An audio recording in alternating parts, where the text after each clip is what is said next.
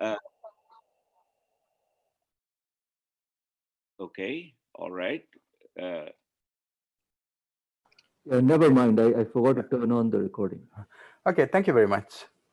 okay, I hope I have conveyed to you the answer of the question that you were asking. Yes. Okay, so what I want to tell you is that as we did all of this, I realized also that the same sort of theory, although developed in a much more careful manner, could be applied to such extinction or patchiness of infection in the hantavirus epidemic that we were studying. And what you're seeing in this frame is, as it says, if you will read one or two lines from the write-up, this is a Landsat satellite image of the Jemez Mountains in northern New Mexico during winter, illustrating the isolated nature of forested mountain ranges and so on. The point is that exactly like you have harsh conditions and a mask under which bacteria grow, you have here on the landscape harsh conditions and a sort of an effective mask where there is vegetation and water for mice that carry the hantavirus infection.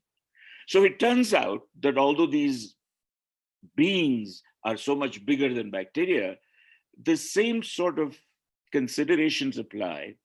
And you can ask not only for the same question, but also a much more involved question, which is what would happen to the infection. Is it possible that the population survive, but the infection disappears? And this is something that for decades people had been observing. And we were able to develop a theory for this and show how, by constructing a theory, um, now I'm having a problem. Ah, there we go. Okay. So did you see, are you able to see the next part? Yeah. Okay. So this says, but I have got a,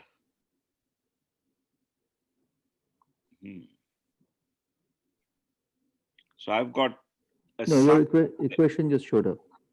Okay. But a notice has come up on the top saying, which was not there, which has a red button, stop share. And Oh, no. I, Ignore that. I hope I can merely ignore that. Okay. So now what you're seeing is the kind of equations that when you are talking about infected mice, you have to deal with. Let me just tell you that this is a much more difficult problem. And I cannot immediately say that first year graduate students, that this is the level at which this can be solved. So we went in and we developed an approximation scheme for this, which again, I cannot tell you the detail of. But what you're seeing in the equation are when you see M, that is the density of the mice. And when you see M sub I, that is the density of the infected mice. And it is possible to work this out, let me only say this, and come up with a pretty good theory which you can compare with simulations. And this is a much more difficult problem than the one that I told you about the bacteria. And the circles show the results of simulations. The black curve is the theory. I also developed a very back of the envelope theory, and that is the red curve. And as you can see, you can get at the essence of what is going on by doing simple things with your theory. So this tells you about the kind of transition phenomena that we analyzed often. And that is the first of the examples that I wanted to tell you about.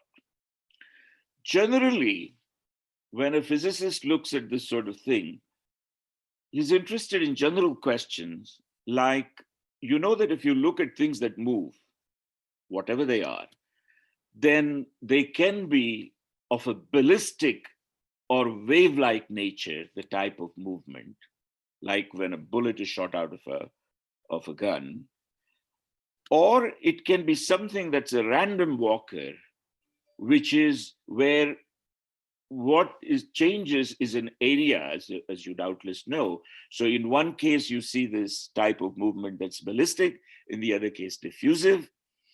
And understanding the relationship between these two has been something that has occupied many of us in many different fields of physics.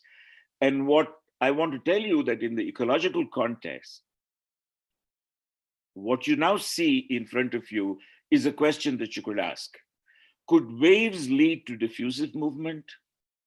Which is a much simpler question. And could diffusion lead to waves? Which is a much more complicated question. And the answers that I will tell you is, the first answer is quite trivial. Many of you will immediately say, of course, via repeated scattering, waves lead to diffusive movement. But the fact that diffusion can also lead to waves, you understand if you allow for solitonic propagation. And this is something that we were very interested in, which is waves of infection that proceed through the terrain, whereas the mice that are infected move just close by. The waves proceed very far away. And I want to show you a terrifying picture that you might have seen before, when the plague had its waves spread through Europe. So this is the sort of thing that we also looked at quite a bit when we studied. And this gives you an idea. And I'm going to show you now how we develop a model for this hantavirus infection. So once again, I am doing this in an impressionistic fashion, and also to make sure that I convey that we take very seriously the observations. We don't just take a mathematical model that we like and then have fun with it. And this is an important characteristic of the sort of work that we have done. So when we started studying the hantavirus, and that was about 2002 or so that we started, we learned from the biologists that this hantavirus, which exists, by the way, everywhere in the world, is produced or is transmitted by mice or other rodents that get infected. And so you can ask questions in the field, like how fast these mice are born, how fast they die. You want to find out about their eating and drinking and surviving. So you ask about the resources. And then a very important question, which is that as they move, how fast do they move and how far? So this is the question about the diffusion constant of the random walkers. And then about how the infection proceeds and how it depends upon external factors like precipitation and storms and water that comes down, etc. And the important thing is that we convert all these questions into parameters, into values, and please mind the next sentence, that we seriously measure in the field. They may not, the measurements are not as good as happen in physics or engineering, but these are what the field biologists do, field ecologists do. And then we put them into these models that we are talking about. And so to give you an idea, I'm going to quickly tell you about how we developed the model. And I started this work with Guillermo Abramson. The two of us began this activity 2001, I think, and then spread it and used it for a lot of different things. So that Guillermo Abramson, that as you see, this was 2002 that it was, the first paper was published. And what we look at is that we ask for the density or the number of mice, which we divided into two classes, those that are infected and those that are not infected, which are susceptible for infection. And you have on the left-hand side, these various rates, of which the important point to look at I mean, everything is important, but the last entry is the diffusion constant, which I'm going to tell you about a little bit. So the kind of equation that I'm going to show you, with apologies in advance for those of you who are not interested in the detail, but look at that, and something I want to convey is how serious we are in the construction of these models about incorporating what our friends, the ecologists, actually tell us about this. For instance, it is peculiar to the hantavirus mice that they are never born infected.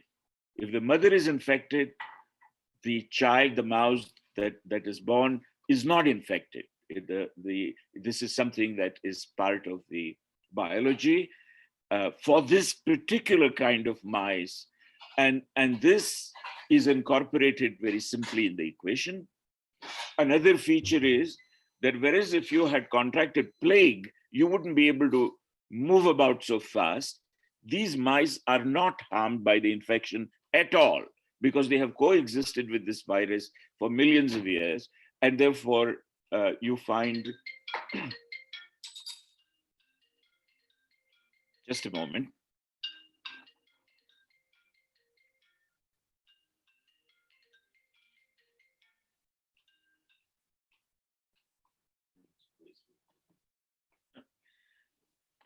I'm sorry about that. So what I was trying to tell you is that another feature that's very important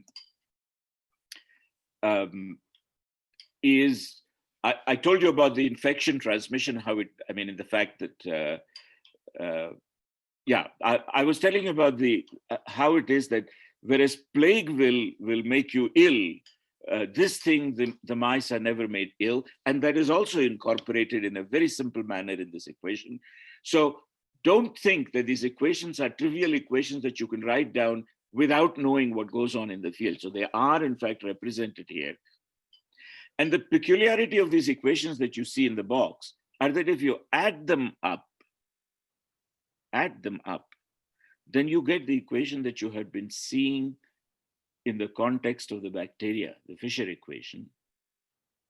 It's just because of the structure. And therefore, this is a familiar object, or what is in the box you can look upon as the Fisher equation with internal states. So this is what Abramson and I did for the hantavirus modeling.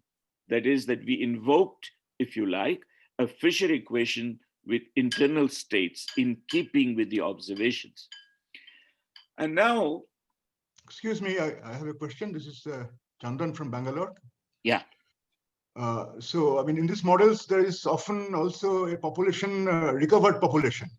So here the mice, when they're infected, they don't recover at all, or? No, in the case of the hantavirus, and only in the case of the hantavirus, there is no need to bring about the recovered class, because when they get infected, they do not become uninfected ever.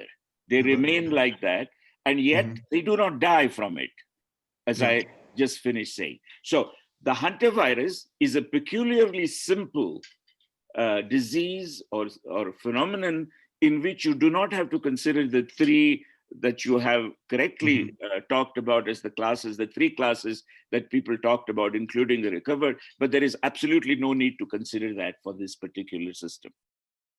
Okay? Okay, yeah, thank you. Yeah.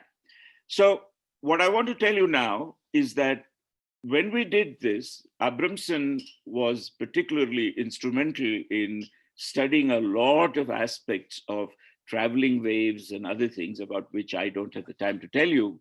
But what I do want to tell you, take your time and tell you, is the important point that we were interested in is in making measurements of the quantities, particularly the diffusion constant. So the equation that you saw, which I have made disappear now inside the box, primarily think of the diffusion part, that means the random box, and ask how you might be able to measure the diffusion constant. If you choose your time scales right, then the equations can be looked upon as simply the diffusion equation. And you can look at the mean square displacement and see how it increases in time.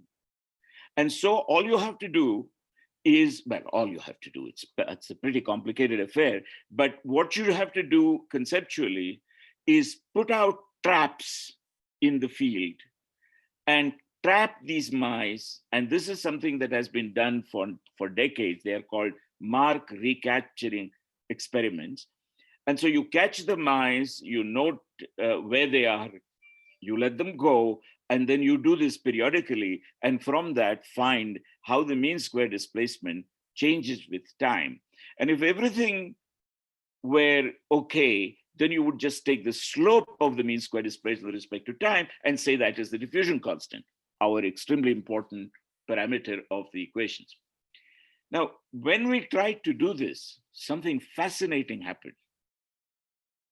What happened is that we found that the mean square displacement, instead of growing linearly as Einstein would have us believe it would, it saturated.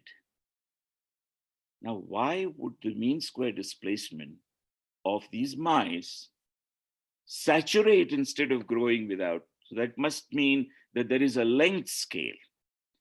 And it turns out that the length scale that is there is very obvious to the biologists, because these animals move near their shelters and are, so to say, tethered to their homes.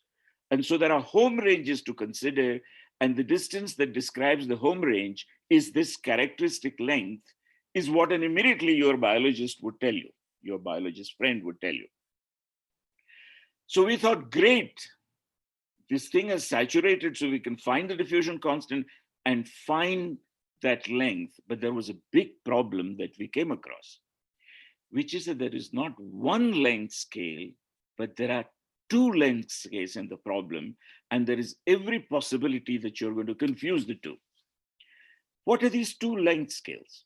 One is the length scale that is defined by the observation window, as you see written over there. And I call that length, and let me just talk as if everything was in one dimension, although I show you obviously in two dimensions. This is the length G, that is, you see on the top. And that tells you, that measures how much of space you're sampling. At the same time, there is this biological length, which you see in this frame described by these animal trajectories, which is the home range L. So we had this really, really profound problem of how to unravel, how to disentangle the effects of G and L and find out what we're interested in, which is L. Now, we know G because that is what we put the traps there, and or our observation window is known to us, but the home range is not known to us. So this led to something quite interesting. And as you know, Professor Sen, in his advertisement in the abstract that he circulated, he wrote that I'm an expert on Smoluchowski. And so I have to tell you about a little bit about the Smoluchowski calculations. So what happens is that the equation that you see before you is the Smoluchowski equation. The first and the last, I mean, the left-hand side and the last term tell you about the random walk. And that middle term tells you about the tethering. That means that the animal is moving while simultaneously being attracted by a point, which is that XC that you see. Now, it turns out, I tell you that this is one of the most challenging problems that I've come across in my physics studies. And we had to do that disentangling of the two scales. And we were actually able to do it. We calculated the mean square displacement, which you see displayed before you. Again, you don't have to go through all the details, but remember, you have to know where the mice are coming from, how they are getting trapped because of the length G, and of course the length, which is the home range, which is the characteristic of the potential U. We were able to do it. I can't tell you all the details here, but what you see is the way that we were able to find a prescription. If you look at the y-axis, that is the mean square displacement, you take a measured value, you go to the potential that you have assumed, the potentials that you can assume for interaction, the forces with which these, or the manner in which these animals get attracted to their home ranges, that is in the inset, and corresponding to the line styles, you see the curves of the mean square displacement. And what you can do is, we showed through the theory, that you can actually extract by going horizontally and then dropping down the value of L over G, and you know G, which is where you have put the traps, and therefore you can get the home range. So this is really fascinating. And if you are interested in this sort of problem, and if you were to ask me what is the one paper that I recommend you read, it is the papers that in which we explain this, in which the calculations were done by Luca Giugioli and myself and Guillermo Abramson, who was the person with the help of whom I had started the first sort of things. Now, I've told you that I can't show you the details, but I will try. I prepared this particular slide to tell you how complicated the problem is to bring across to you, and how, I mean, not how we do it, but just to get, so pretend that the line that you see represents the full terrain. So this is a one-dimensional representation of the full terrain on which the mice move through random walks. And these two arrows show you where we have placed those traps. Those X's are the traps where we catch and where we monitor how they are restricted to that length. And therefore that is the length G. Remember that we are catching the mice that are trapped at these sites, but a given mouse with its characteristic home range length L might have come from a distance away. There is no reason why the mouse should have a home range inside our region. And what is most important, and what makes this calculation worthwhile to examine and really complex, is that there isn't one mouse, but there are just a huge number of mice. And we, from the distribution of these home range centers and the home ranges, we have to disentangle the whole thing. And this is something that we were able to do. And not only was that important because we found out, so to say, 2 for the price of 1, we were looking for the diffusion constant, and we were able also to get the home ranges, that we seriously applied the theory to available data. This work that my group and I did was done in collaboration always very closely with serious ecologists. And we, in particular, analyzed reams of data that had been collected over decades in Panama and New Mexico. And one of the interesting reasons why I talk about Panama and New Mexico is Panama is full of vegetation and wooded, whereas New Mexico is a deserty place. And so when we found out by applying this theory that the diffusion constant in Panama of those mice were about 200 meters squared per day, whereas the diffusion for the mice in Sevieta, that is in New Mexico, was 500 meters squared per day, we were very happy, because remember that nature has made the mice in the desert regions needing to move about faster because there are not enough resources. And this just tells you how it is and how seriously we applied this theory, and we got, for instance, the home ranges, etc.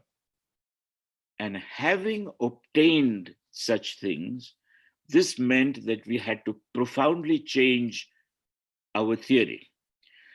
A colleague of mine asked me once, when I was telling him about what we were doing, he is not from physics or from these fields, don't you worry about falsification of the theories, which means don't you worry about the fact that you may have this theory, and the answer is absolutely. That is the most overriding characteristic of the way, the spirit in which we had done the work, and therefore we had to, in fact, at this point, change the theory to incorporate the home ranges.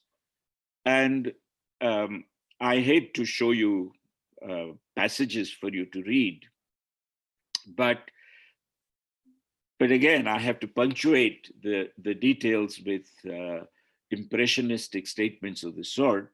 So we worked out after that a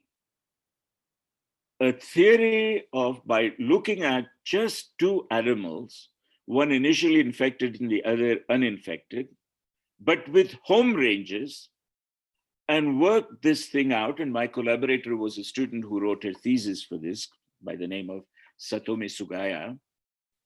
And we were able to calculate from this equation that I have just shown you, the infection curve, by doing a sort of a hefty but very interesting mathematics with this equation. Now look at that equation once.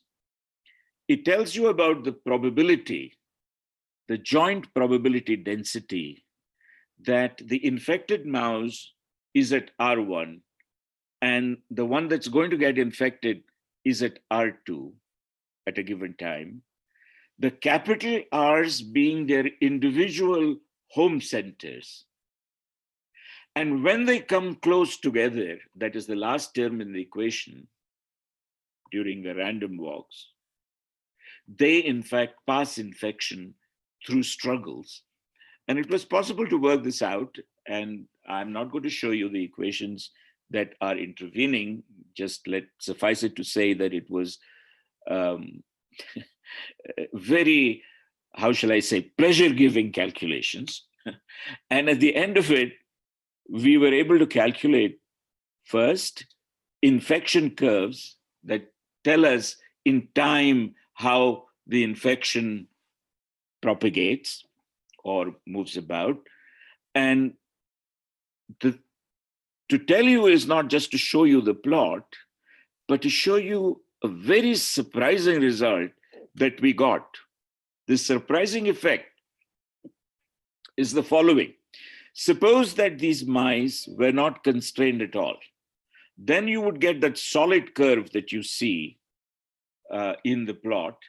And now if we put in the restraining effect to the home ranges, as you increase the strength of this restraining effect, you find a non-monotonic variation. You see that curve, look at the arrows.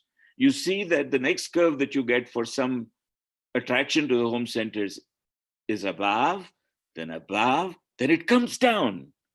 And this is really, again, if you and I were talking to one another, we would have a lot of fun discussing where this comes from and so on. But this is one of the byproducts of our results. Now, I've told you a lot, and just to tell you in a broad outline, with the hantavirus epidemic and the mice that carry it, we studied these various things that you see displayed in the frame. We developed a simple model. We understood how the temporal patterns are affected by the environment. That means that Abramson was, for instance, able to show strong correlations between storms and precipitations and the outbreak of this hantavirus in New Mexico and other places. Then we saw the spatial patterns, this patchiness that I told you, the occurrence of the refugia, the waves of infection that emanate from this refugia. I told you about the home ranges of the mice and their effects on the infection. And there are so many more topics. We even studied about juvenile adult mice interactions. It turns out that adult mice stay at home, juvenile ones are trying to break ground for themselves. And so we had two classes, itinerant and this was like our harmonic oscillators or free particles, if you like. And so we had a field time studying various different aspects of this. We even applied, we developed some of the concepts to totally different epidemics. Unfortunately, not to COVID-19, but we applied it to the West Nile, which involves not only mosquitoes, but also birds. So we have objects that are flying and going from one place to a very far away place. And we have a theory that we developed, which we published, as you can see. So this is the sort of thing that we did. And now I've come to the end of the talk, where I hope that the detail, not too much of it, and the small amount that I have described to you has not completely either confounded you or bored you. But let me tell you now about the book. These are the last few minutes of the talk, except for any questions that you might have, and I'll be delighted to try to answer them. But to tell you the book, Cambridge University Press invited me to write this book, and I requested Luca Giugioli, who was a student of mine and also collaborator in various capacities long ago, and he's on the faculty at the University of Bristol in England. And once again, just a moment, please.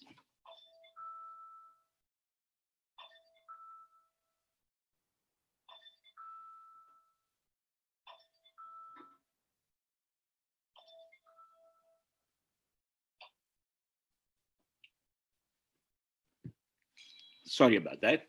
I don't think, Shantu, that you have had many speakers who interrupt their talks and go places to turn off. But it's more entertaining. Okay, but in any case, what I want to tell you about the book is that they asked me to write it, and it has just been published.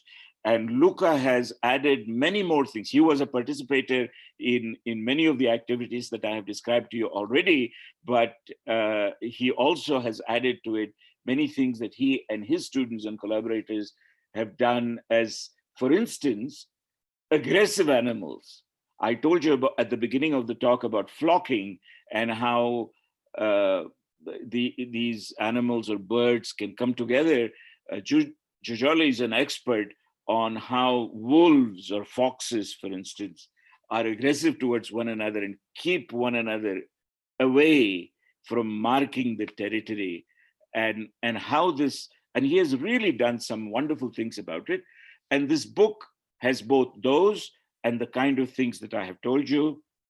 And now let me briefly tell you what the book looks like. So you see the cover of the book and these cute animals moving about. And let me, in fact, tell you what is, it has got 10 chapters. It even has, for the people who are interested in more human aspects of things, an Appendix B, which is the last entry in this table of contents, which tells you about how this center, the Consortium of the Americas for Interdisciplinary Science, that I started and directed for 16 years, under the auspices of which most of this work was carried out, how it went on. So you can read something of that sort in this book. But then, of course, it has this variety of stuff that is described in the 10 chapters. It has got, in chapter 7, these avoidance interactions that I told you about, that Luca Giugioli wrote about, the attractive interactions. We have this extraction of parameters. Look at chapter 5. This is the sort of thing that I try to tell you about with the Smoluchowski equation, there are traveling waves in here, there is the Fisher equation, there are the bacteria, there is this patchiness. And so it tries to cover a large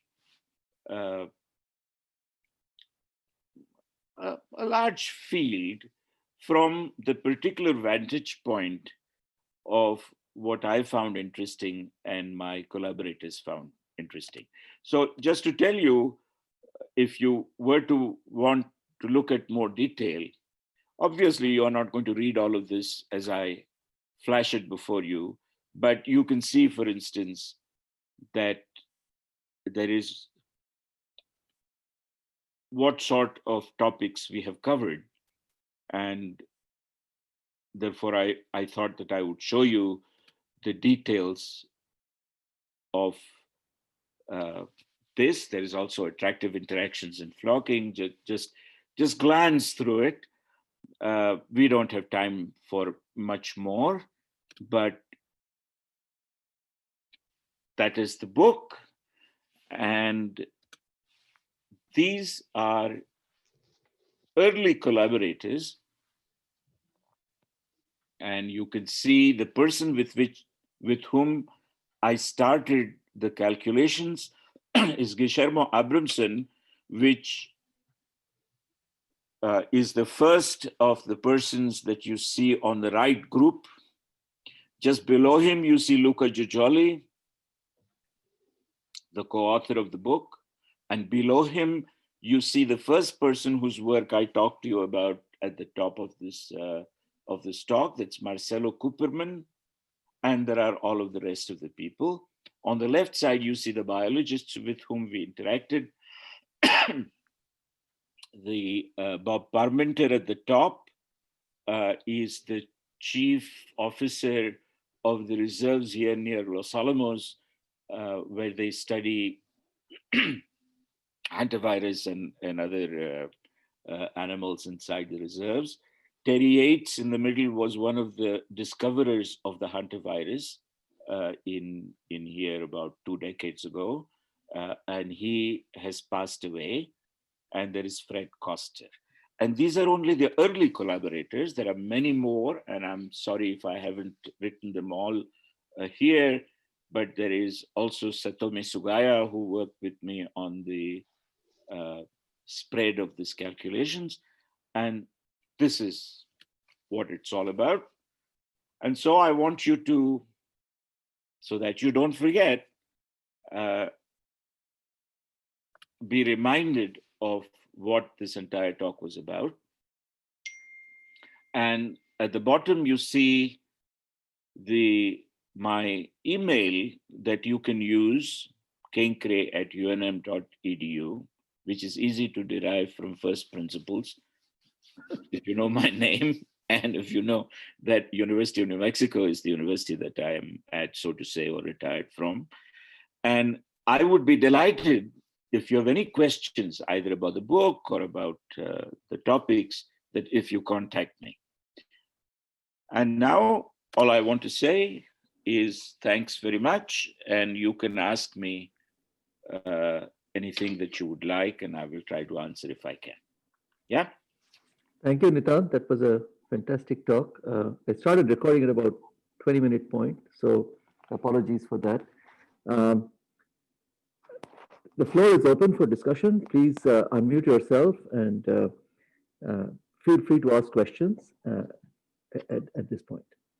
So what is it that I should do to, I should take away screen sharing maybe? No, just leave it there because somebody may ask a question and you may want to refer to it. I have a question, Nitant. Yes. Yeah, go ahead. Speaking as a New Mexico mouse to another New Mexico mouse, I'm strongly tethered to about 20 meters of area for the last year, and that's pretty strong tethering here in New Mexico, and yet the state has not overcome the virus. It flared up in a huge wave, as you know, Yeah. and we're having great difficulty, perhaps in tethering people home. What do you see in the physics that we're missing? So I did not understand this. Please tell me a little more clearly so that even I can understand what you're asking. You are asking about the COVID. Is that what you're asking? Yes, I am. I know that's a different species. Yes. Now, I must say, because I don't know whether you really meant me to answer in a serious manner, but I must say at the outset that something like, if you really want to think about COVID-19, then it is more like AIDS or other epidemics in which you have to be very careful about the network connections. Who gives this disease to whom? In the case of the hantavirus, which I often jokingly call the hydrogen atom of epidemics, things are very, very simple because you are just interested in the mice and their random walks, and they give the disease to you. When you talk about human-human interactions, it is so difficult to understand what are the pathways and what are the peculiarities of the COVID-19 that I wouldn't be able to answer. My attempts to answer this question would be like, totally uneducated. So I cannot make a useful contribution to what you ask. Mm. But, I mean, your guess is as good as mine about why it is that we haven't been able to do it. Unfortunately. Yeah. Can I ask a question about the underlying assumptions? Yes. So, when you talk about mice, their range are continuous, but the mice themselves are discrete. So when you use these diffusion type of equations to describe them, there has to be some sort of, or to describe a population, there has to be some sort of a cross-graining, right? So Absolutely. what would be the sort of the, so the this is criteria to do that? So this is an excellent question, and if I understand you right, I mean, you were asking, of course, about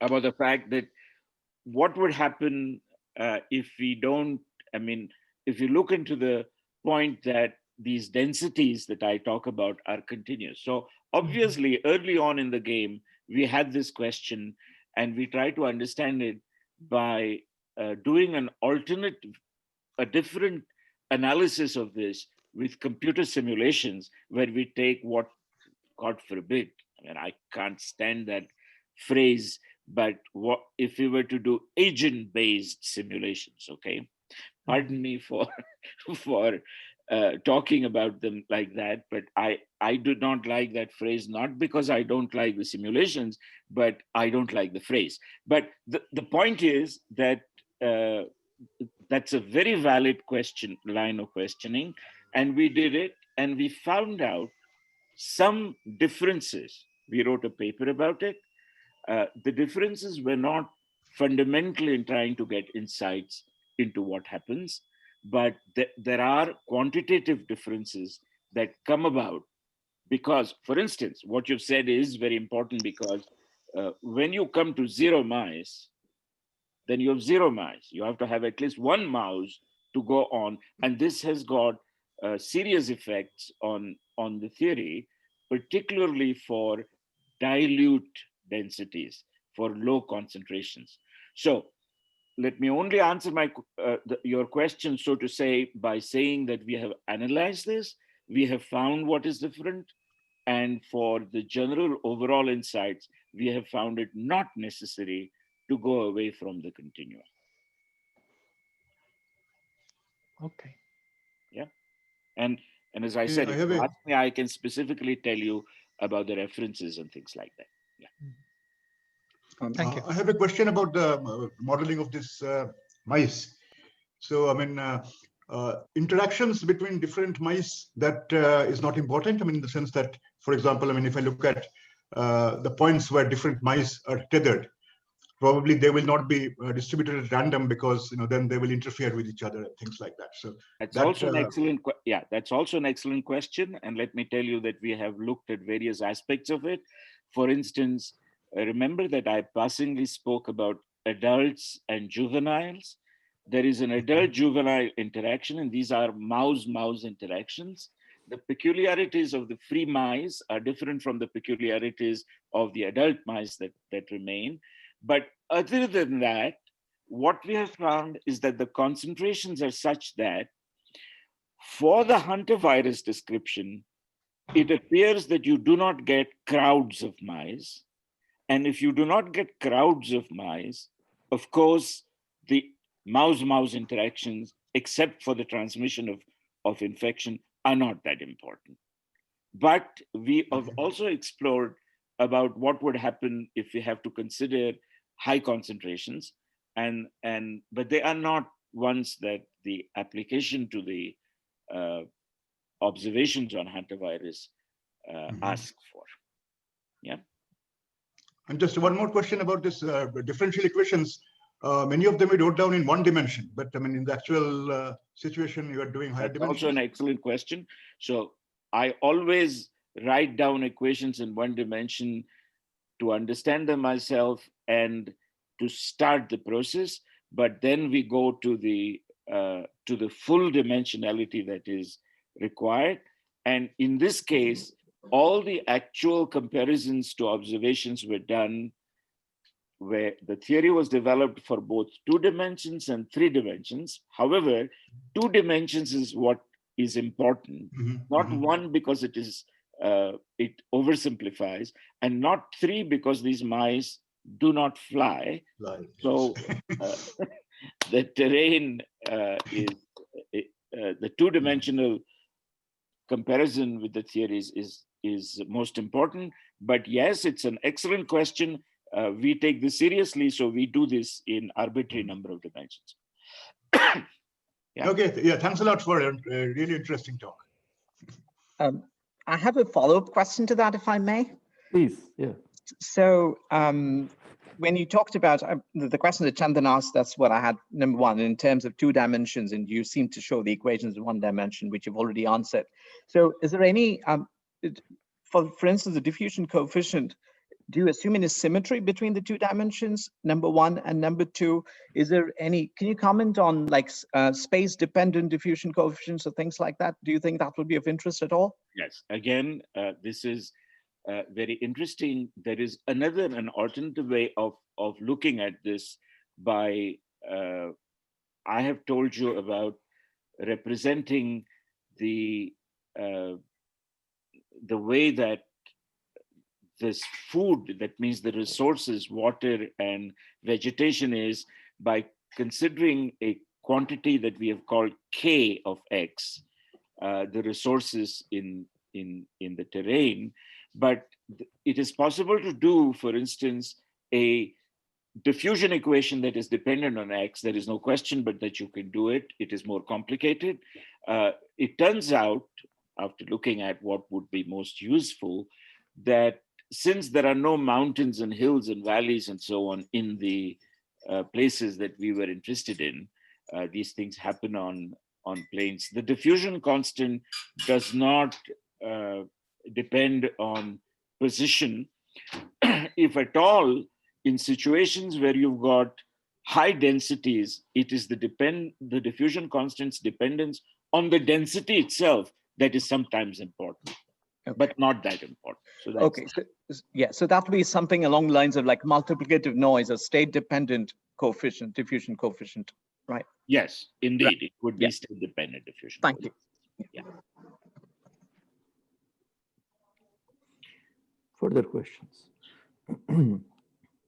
I have a question. Yeah. So the paradigmatic model for mean reversing random walks is the Ornstein-Uhlenbeck process. Now, mean reversal is something like the tethering you were talking about. Yeah. but the equation you used was a different one. Was there a reason for that? The equation is not different. It's completely Oh, it is not? equivalent to the idea of the Ornstein-Uhlenbeck process. Oh, okay. I So when I misunderstood. write down an equation, because the equation that I write is the what you might call the Fokker-Planck equation, and therefore it represents precisely what Ornstein-Uhlenbeck had Okay. in. Yeah. Okay. Yeah. Thanks. This is very weird that I cannot see your faces, and you have the advantage on me that. But I have a feeling that it is that Professor Sen is making a mistake. He should be able to tell me just press such and such, and then you'll be able to see the faces. But Probably, yeah, but it's generally been a problem that I've been encountering about seeing, yeah, especially for the speaker because of the present. I don't know if you close the presentation, I think you can. I can what? If you close the presentation, you can see, but you know, we have much less people now than we had at, you know, for much of the talk. We are down to 27, we're up to 45. So how many? How many? You know, given Trump, I need to know how many people came. It's the largest crowd. Depends on how you count, right? Yeah, that's right. You had a max of 45, I think. Oh, I see. That's Yeah, nice. which is a good crowd for a Saturday morning, especially when you have trouble waking up. So one question that I would have liked to ask, but of course there are too many of you, I cannot ask this question, is what is the lowest number of people in an audience that you lectured to? I'll tell you that I have lectured to 3. That has been the lowest. Yeah, I think it's probably, in fact, I am supposed to lecture to 3 kids in a few weeks. Yes. In one of the local SUNYs. So just to give you, yeah. But you know, Dr. Kenkre, that's still better than Chandrasekhar's famed lecture to 2 students. Yes. Oh, there was Chandrasekhar's lecture to 2 students only? Yeah, Yeah. Yang and Lee, I guess, right? Yang and Lee. Yeah, an entire course, in fact. Yeah. So he apparently. And look at what happened to the people who listen. Exactly. Exactly. Yeah, that is not the norm. That's right. That is not the norm. Any other questions? So please take seriously the idea of, if you've got any questions, if you think about it, to contact me through the email address. And I did not give you the email address, which is my Gmail address, simply because this is easier to remember. But those of you who know about my Gmail address can write me on it also. And I'd be delighted to receive more questions. I can point you to various things. And also about the book. The book is, unfortunately, it's a very expensive book, but I think it's a book that's what they do, this Cambridge. But it's a book that we have had lots of fun, lots of fun indeed, writing. I have to tell you, for instance, that there is the dedication to the book is, I would like to share it with you. So the dedication that we wrote says the following: throughout our professional life, we have met many from whom we have learned what to do, and some from whom we have learned what not to do. We regard all these persons as our teachers and dedicate this book to them. So I just wanted to share that with you. And there are some interesting thoughts that I've tried to convey there about what I think about this whole stuff that we have to do to fight for credit and things like that. And so it should be good reading. Yes, no, thank you for, and I should also say that Nitant's book on a completely different but related topic, which I have here, is also a fantastic exposition of the Gita. How he can do all these things is always a mystery. It's always been a mystery. Thank you so much. Thank you for everyone for coming. And if you have any questions, you can ask now. Otherwise, I'll probably let Nitant have his morning tea. By the way, you said, Shantu, that this will be available on YouTube, but you didn't tape the first part of it, correct? Yeah, I missed the first two equations, but after that you have been taped. But yeah, I'm sorry about that. Actually, sometimes I preset the recording, but then I found the recordings were becoming too long and I had to do a lot of editing. But this was something where I actually got too caught up. You see, if you gave a talk that wasn't as nice, it wouldn't have been this way. But what can we do? So thank you for a fantastic talk. Thank you all who showed interest in and Thanks a lot. Thanks a lot. Thank you so much. Thank you. Bye-bye. bye-bye. Thank you.